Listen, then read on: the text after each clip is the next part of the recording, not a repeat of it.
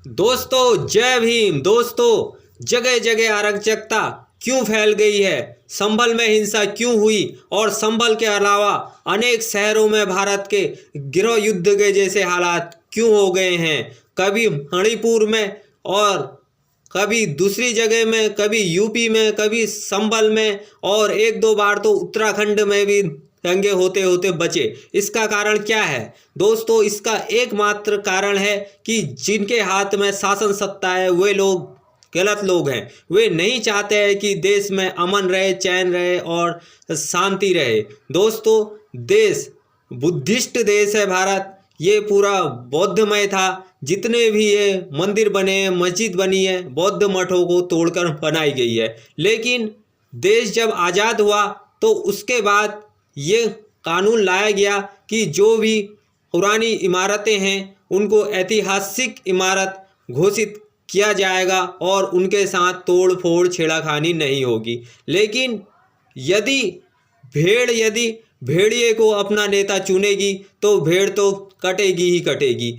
5 kilo अनाज में और 1500 रुपये वृद्धावस्था पेंशन में इन्होंने गलत हाथों में शासन सत्ता दे दी। गलत हाथों में शासन सत्ता देने की वजह से रोज़ हिंदू मुस्लिम करवाया जाता है और उनका टारगेट ये है कि दलित और मुस्लिम आपस में लड़ाई करें और ये लोग कटकर ख़त्म हो जाएं।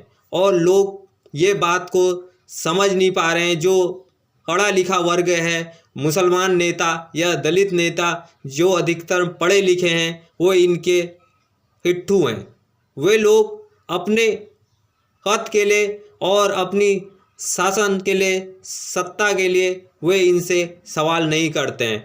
ये आरएसएस की विचारधारा फैल रही है, गोवलकर की विचारधारा फैल रही है और वीर सावरकर की विचारधारा फैल रही है। ये देश में अमन चैन शांति नहीं चाहते हैं। ये नाथूराम गोडसे को मानने वाले लोग हैं जो देश को बर्बाद करना चाहते हैं।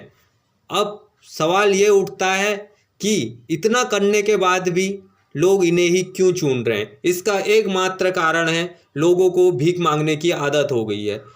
5 किलो अनाज के खातिर इनको चुन रहे हैं, फिर 5 साल तक इनकी पिटाई हो रही है। दोस्तों असली मुद्दों से जनता को गुमराह करने के लिए ये लोग अराजकता को फैला रहे हैं और धर्म के नाम पे हिंसा फैला रहे हैं। और मुसलमान लोग भी कम पढ़े लिखे लोग हैं, ज़्यादा उनके अंदर जागरूकता नहीं है, ना ही उनके पास ऐसे नेता हैं जो हिंसा को टाल पाए।